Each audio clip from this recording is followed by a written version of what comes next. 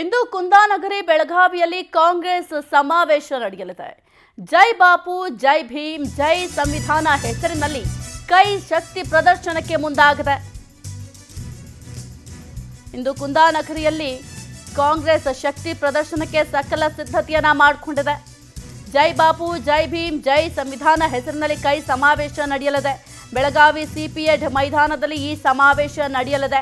ಬೆಳಗಾವಿ ನಗರದಲ್ಲಿ ಕಾಂಗ್ರೆಸ್ ಬಾವುಟಗಳು ಈಗಾಗಲೇ ರಾರಾಜಿಸ್ತಾ ಇದೆ. ಎಲ್ಲಿ ನೋಡಿದ್ರೂ ಕೂಡ ಕಾಂಗ್ರೆಸ್ ಬಾವುಟಗಳೇ ಕಾಣಿಸ್ತಾ ಇದೆ.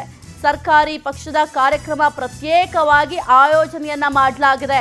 ಬೆಳಗಾವಿಯ ಸುವರ್ಣಸೌಧದಲ್ಲಿ ಗಾಂಧಿ ಪ್ರತಿಮೆ ಅನಾವರಣ ಕೂಡ ಮಾಡಲಿದ್ದಾರೆ. ಇದಾದ ಬಳಿಕ ಬಹಿರಂಗ ಸಮಾವೇಶದಲ್ಲಿ ಕಾಂಗ್ರೆಸ್ ನಾಯಕರು ಎಲ್ಲರೂ ಕೂಡ ಭಾಗಿಯಾಗಲಿದ್ದಾರೆ. ಕಾಂಗ್ರೆಸ್ ಸಮಾವೇಶದ ಬೆನ್ನಲ್ಲೇ ಪೊಲೀಸ್ ಬಿಗಿ ಬಂದೋಬಸ್ತನ್ನ ನೀಡಲಾಗಿದೆ. ಇಂದು ಕುಂದಾನಗರಿ ಬೆಳಗಾವಿಯಲ್ಲಿ ಕಾಂಗ್ರೆಸ್ ಸಮಾವೇಶ ನಡೆಯಲಿದೆ. ಹೀಗಾಗಿ ಸಾಕಷ್ಟು ಸಿದ್ಧತೆಯನ್ನ ಕಾಂಗ್ರೆಸ್ನವರು ಮಾಡಿಕೊಂಡಿದ್ದಾರೆ. ನೀವು ಬೆಳಗಾವಿಯಲ್ಲಿ ಗಮನಿಸ್ತಾ ಇರ್ಬೋದು, ಎತ್ತ ನೋಡಿದ್ರೂ ಕೂಡ ಕಾಂಗ್ರೆಸ್ ಬಾವುಟಗಳು ರಾರಾಜಿಸ್ತಾ ಇದೆ. ಇನ್ನು ಫ್ಲೆಕ್ಸ್ಗಳು ಕೂಡ ಅಷ್ಟೇ, ಕಾಂಗ್ರೆಸ್ನ ಫ್ಲೆಕ್ಸ್ಗಳು ಕಾಣಿಸ್ತಾ ಇದೆ. ಪ್ರತಿಯೊಂದು ರಸ್ತೆಯಲ್ಲೂ ಪ್ರತಿಯೊಂದು ಬೀದಿಯಲ್ಲೂ ಕೂಡ ಕಾಂಗ್ರೆಸ್ ಜಗಮಗಿಸ್ತಾ ಇದೆ. ಅದರ ಬಾವುಟಗಳಾಗಿರಬಹುದು, ಫ್ಲೆಕ್ಸ್ಗಳೆಲ್ಲವೂ ಕೂಡ ರಾರಾಜಿಸ್ತಾ ಇದೆ. ಇದೀಗ ಕಾಂಗ್ರೆಸ್ ಸಮಾವೇಶದ ಬೆನ್ನಲ್ಲೇ ಪೊಲೀಸ್ ಬಿಗಿ ಬಂದೋಬಸ್ತನ್ನು ಕೂಡ ನೀಡಲಾಗಿದೆ. ಐತಿಹಾಸಿಕ ಕಾರ್ಯಕ್ರಮಕ್ಕೆ ಇದೀಗ ಬೆಳಗಾವಿ ಕುಂದಾನಗರಿ ಸಜ್ಜಾಗಿದೆ. ಸಕಲ ರೀತಿಯಲ್ಲೂ ಕೂಡ ಸಿದ್ಧತೆಯನ್ನ ಮಾಡಿಕೊಂಡಿದೆ. ಬೆಳಗಾವಿ ನಗರ ಸಂಪೂರ್ಣವಾಗಿ ಇದೀಗ ಕೇಸರಿ ಮಯವಾಗಿದೆ. ಕಾಂಗ್ರೆಸ್ ಬಾವುಟ, ಕೈ ನಾಯಕರ ಕಟೌಟ್ ಎಲ್ಲವೂ ಕೂಡ ರಾರಾಜಿಸ್ತಾ ಇದೆ. ಬೆಳಗಾವಿ ನೋಡೋದಕ್ಕೆ ಕಾಂಗ್ರೆಸ್ ತರ ಅನ್ನಿಸ್ತಾ ಇದೆ. ಕುರಿತು ಹೆಚ್ಚಿನ ಮಾಹಿತಿ ನೀಡ್ತಾರೆ ನಮ್ಮ ಪ್ರತಿನಿಧಿ ರೂಪೇಶ್. ಕುಂದಾನಗರಿ ಬೆಳಗಾವಿಯಲ್ಲಿ ಕಾಂಗ್ರೆಸ್ ಸಮಾವೇಶ ನಡೆಯಲಿದೆ. ಈ ಸಮಾವೇಶಕ್ಕೆ ಯಾವ ರೀತಿ ಸಿದ್ಧತೆಯನ್ನ ಮಾಡಿಕೊಂಡಿದ್ದಾರೆ? ಬೆಳಗಾವಿಯಲ್ಲಿ ಸಮಾವೇಶಕ್ಕೆ ದೊಡ್ಡ ಮಟ್ಟಕ್ಕೆ ಸಿದ್ಧತೆಯನ್ನು ಮಾಡಿಕೊಳ್ಳಲಾಗ್ತಾ ಇದೆ. ಯಾಕಂತ ಹೇಳಿದ್ರೆ ಹಿಂದೆ ಗಾಂಧಿ ಭಾರತ ಸಮಾವೇಶವನ್ನು ಆಯೋಜನೆಗೊಳ್ಳಲಾಗಿತ್ತು. ಮಾಜಿ ಪ್ರಧಾನಿ ಮನಮೋಹನ್ ಸಿಂಗ್ ನಿಧನವಾಗಿದ್ದ ಹಿನ್ನೆಲೆಯಲ್ಲಿ ಶೋಕಾಚರಣೆಯ ಭಾಗವಾಗಿ ಆ ಸಮಾವೇಶವನ್ನು ಮುಂದೂಡಲಾಗಿತ್ತು. ಇದೀಗ ಆ ಸಮಾವೇಶ ನಡೀತಾ ಇದೆ. ಹೆಸರು ಮಾತ್ರ ಬದಲಾವಣೆ ಮಾಡಲಾಗಿದೆ. ಜೈ ಬಾಪು, ಜೈ ಅಂಬೇಡ್ಕರ್, ಅದೇ ರೀತಿ ಜೈ ಸಂವಿಧಾನ ಅನ್ನೋ ಹೆಸರಲ್ಲಿ ಈ ಸಮಾವೇಶ ನಡೆಸ್ತಾ ಇದ್ದಾರೆ. ಹೀಗಾಗಿ ಈ ಸಮಾವೇಶಕ್ಕೆ ರಾಹುಲ್ ಗಾಂಧಿ, ಪ್ರಿಯಾಂಕ್ ಗಾಂಧಿ ಇಬ್ಬರು ಕೂಡ ಬರ್ತಾರೆ. ಮಲ್ಲಿಕಾರ್ಜುನ್ ಖರ್ಗೆ ಅವರು ಕೂಡ ಭಾಗವಹಿಸ್ತಾರೆ. ಹೀಗಾಗಿ ಅದ್ದೂರಿಯಾಗಿರತಕ್ಕ ಸಿದ್ಧತೆಗಳನ್ನು ಮಾಡ್ಕೊಳ್ಳಾಗ್ತಾ ಇದೆ. ಡಿ.ಕೆ. ಶಿವಕುಮಾರ್ ಕಳೆದ 4 ದಿನಗಳಿಂದ ಬೆಳಗಾವಿಯಲ್ಲಿ ಬೀಡು ಬಿಟ್ಟಿದ್ದಾರೆ. ಅದೇ ರೀತಿಯಲ್ಲಿ ಅಲ್ಲಿ ಸ್ಥಳೀಯರ ಅಭಿಪ್ರಾಯವನ್ನು ಪಡ್ಕೊಳ್ಬೇಕಾಗತ್ತೆ. ಅದೇ ರೀತಿಯಾಗಿ ಶಾಸಕರ ಬೆಂಬಲ ಕೂಡ ಬೇಕಾಗುತ್ತೆ. ಹೀಗಾಗಿ ಎಲ್ಲಾ ಶಾಸಕರ ಭೇಟಿಯಾಗಿ ಜನ ಬರಬೇಕು, ಅದೇ ರೀತಿಯಾಗಿ ಸಮಾವೇಶ ಸಕ್ಸಸ್ಸಾಗಬೇಕು, ಈ ಪ್ರಯತ್ನವನ್ನ ಮಾಡ್ತಾ ಇದ್ದಾರೆ. ಈ ಮೂಲಕವಾಗಿ ಹೈಕಮಾಂಡ್ಗೆ ಮತ್ತಷ್ಟು ಹತ್ತಿರವಾಗಲಿಕ್ಕೆ ಡಿ.ಕೆ. ಶಿವಕುಮಾರ್ ನೋಡ್ತಾ ಇದ್ದಾರೆ. ಅದೇ ರೀತಿಯಾಗಿ ಸಿಎಂ ಸಿದ್ದರಾಮಯ್ಯ ಕೂಡ ಆಕ್ಟಿವ್ ಆಗಿ ಸಮಾವೇಶದಲ್ಲಿ ಭಾಗಿಯಾಗ್ತಾರೆ. ಈ ಮೂಲಕವಾಗಿ ಕಾಂಗ್ರೆಸ್ ಸಮಾವೇಶ ಅದ್ದೂರಿಯಾಗಿ ನಡೀಬೇಕು ಒಂದು ಕಡೆ, ಅದೇ ರೀತಿ ಸಕ್ಸಸ್ ಆಗಬೇಕು, ಉದ್ದೇಶ ಸಕ್ಸಸ್ ಆಗಬೇಕು.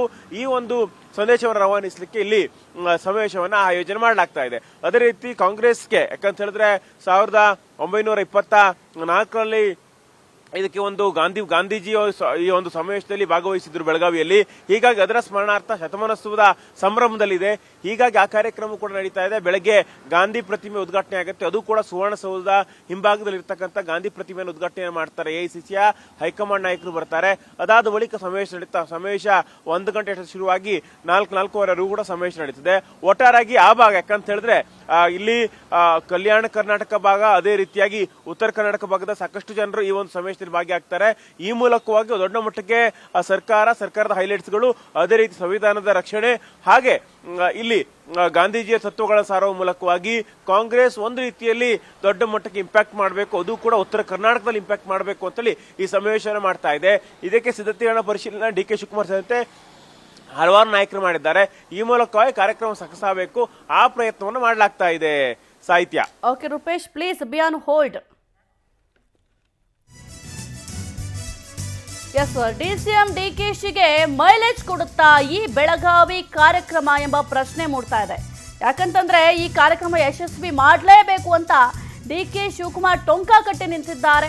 ಸಮಾವೇಶ ಯಶಸ್ವಿಗಾಗಿ ಟೊಂಕ ಕಟ್ಟಿ ನಿಂತಿದ್ದಾರೆ ಡಿ.ಕೆ. ಶಿವಕುಮಾರ್ ಅವರು. ಹಾಗಾಗಿ ಈ ಕಾರ್ಯಕ್ರಮ ಅವರಿಗೆ ಮೈಲೇಜ್ ಕೊಡುತ್ತಾ ಎಂಬ ಪ್ರಶ್ನೆ ಕೂಡ ಮೂಡ್ತಾ ಇದೆ. 4 ದಿನಗಳಿಂದ ಬೆಳಗಾವಿಯಲ್ಲೇ ಡಿಕೆಶಿ ಅಂಟಿ ಮೊಕ್ಕಂ ಹೂಡಿದೆ. ಡಿಸಿಎಂ ಡಿಕೆಶಿಗೆ ಮಾಜಿ ಸಂಸದ ಡಿ.ಕೆ. ಸುರೇಶ್ ಕೂಡ ಸಾಥ್ ಕೊಟ್ಟಿದ್ದಾರೆ.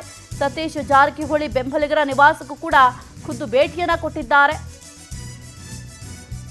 ಬೆಳಗಾವಿ ಭಾಗದ ಶಾಸಕರು, ಸಂಸದರ ವಿಶ್ವಾಸಕ್ಕೂ ಕೂಡ ಯತ್ನವನ್ನ ಮಾಡ್ತಾ ಇದ್ದಾರೆ.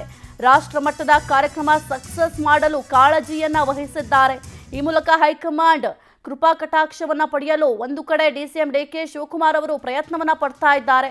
ತ್ಯಾಗದ ಮಾತನಾಡಿದ್ರು. ಈ ಹಿಂದೆ DCM DK ಶಿವಕುಮಾರ್ ಅವರು ತ್ಯಾಗದ ಮಾತನಾಡಿದ್ರು. ಆದರೆ ಇದೀಗ ಈ ಸಮಾವೇಶ ನೋಡ್ತಾ ಇದ್ರೆ ಈ ಸಮಾವೇಶ DCM DKಶಿಗೆ ಮೈಲೇಜ್ ಕೊಡುತ್ತೆ ಅಂತ ಕೂಡ ಅನ್ನಿಸ್ತಾ ಇದೆ. ರೂಪೇಶ್, ಇನ್ನು ಈ ಸಮಾವೇಶ ಯಶಸ್ವಿ ಆಗೋದಕ್ಕೆ ಟೊಂಕ ಕಟ್ ನಿಂತಿದ್ದಾರೆ DCM DK ಶಿವಕುಮಾರ್ ಅವರು.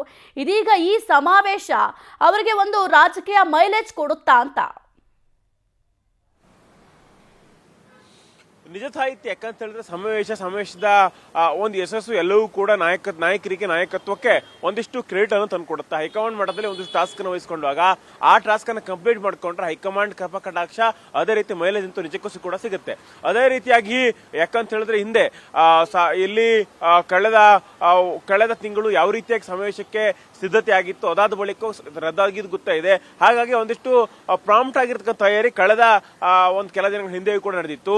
ಆ ಸಮಾವೇಶ ಮುಂದೂಡಿಕೆ ಆದ ಬಳಿಕ ಇವತ್ತಿಗೆ ಬಂದಿದೆ. ಇವತ್ತು DK ಶಿವಕುಮಾರ್ 4 ದಿನಗಳ ಹಿಂದೆನೆ ಅಲ್ಲಿ ಸಮಾವೇಶ ಸ್ಥಳಕ್ಕೆ ಹೋಗಿ ಪರಿಶೀಲನೆ ಮಾಡಿ ಒಂದು ಕಡೆ ಸಮಾವೇಶದ ಸಿದ್ಧತೆಗಳು ಮಾಡ್ಕೊಳ್ತಾ ಇದ್ದಾರೆ. ಇನ್ನೊಂದು ಕಡೆ ಸಮಾವೇಶಕ್ಕೆ ನಾಯಕರುಗಳ ಒಲವು ಬೇಕಾಗತ್ತೆ, ನಾಯಕರ ಬೆಂಬಲಿಗರು ಬರಬೇಕಾಗತ್ತೆ, ಕಾರ್ಯಕರ್ತರು ಹೆಚ್ಚಿನ ಸಂಖ್ಯೆಯಲ್ಲಿ ಬರಬೇಕಾಗತ್ತೆ.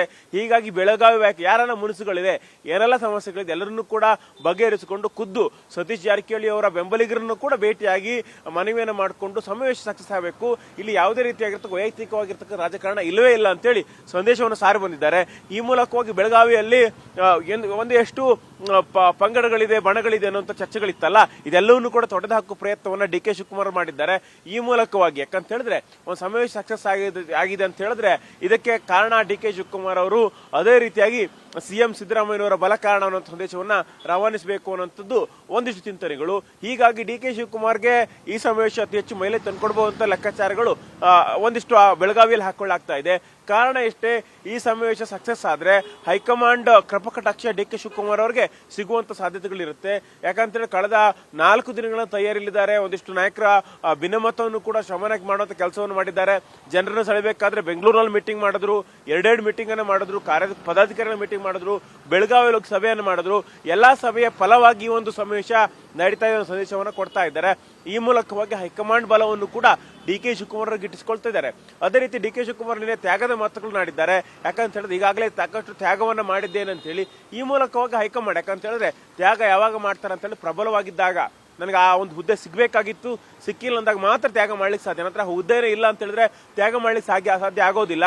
ಹೀಗಾಗಿ ಅವಾಗಲೂ ಕೂಡ ಪ್ರಬಲ ಆಗಿದ್ದ ಧರ್ಮಸಿಂಗ್ ಅವರ ಕಾಲದಲ್ಲಿ, ಅದಾನಂತರ ಸಿದ್ದರಾಮಯ್ಯ ಕಾಲದಲ್ಲೂ ಕೂಡ ಅವ್ರು ಬೇಕಾಗಿರ್ತಕ್ಕಂಥ ಹುದ್ದೆ ಸಿಕ್ಕಿರ್ಲಿಲ್ಲ. ಹೀಗಾಗಿ ಸಾಕಷ್ಟು ತ್ಯಾಗದ ಫಲವಾಗಿ ಇಲ್ಲಿವರೆಗೆ ಬಂದು ನಿಂತಿದ್ದೇನೆ ಅಂತ ಹೇಳಿದ್ದಾರೆ. ಇನ್ನೇನು ಮೊದಲು ತ್ಯಾಗ ಮಾಡಿದ್ದೆ, ಈಗ ತ್ಯಾಗದ ಕೋಟ ಮುಗ್ದಿದೆ, ಈಗ ಅಧಿಕಾರದ ಕೋಟ ಅನ್ನೋ ಸಂದೇಶವನ್ನ DK ಶಿವಕುಮಾರ್ ರವಾನಿಸಿದರು ಅನ್ನುವಂಥ ಲೆಕ್ಕಾಚಾರಗಳು ಸದ್ಯಕ್ಕೆ ಕೇಳಿ ಬರ್ತಾ ಇದೆ. ಒಟ್ಟಾರೆಯಾಗಿ DK ಶಿವಕುಮಾರ್ ಅವರು ಬೆಳಗಾವಿಯ ಜೈ ಬಾಪು, ಜೈ ಭೀಮ್, ಜೈ ಸಂವಿಧಾನ ಸಮಾವೇಶದ ಮೂಲಕವಾಗಿ ಒಂದು ರೀತಿ ಮೈಲೇಜ್ ಅನ್ನ ಪಡ್ಕೊಳ್ಳಿಕ್ಕೆ ಪ್ರಯತ್ನ ಪಡ್ತಾ ಇದ್ದಾರೆ. ಅದರಲ್ಲಿ ಸಕ್ಸಸ್ ಕೂಡ ಆ ಭಾಗಶಃ ಆಗಿದ್ದಾರೆ ಅನ್ನುವಂಥ ಲೆಕ್ಕಾಚಾರಗಳು ಕೂಡ ಕೇಳಿ ಬರ್ತಾ ಇದೆ. ಸಾಹಿತ್ಯ. ಓಕೆ, ಥ್ಯಾಂಕ್ ಯು ರೂಪೇಶ್ ನಿಮ್ಮೆಲ್ಲ ಮಾಹಿತಿಗಾಗಿ.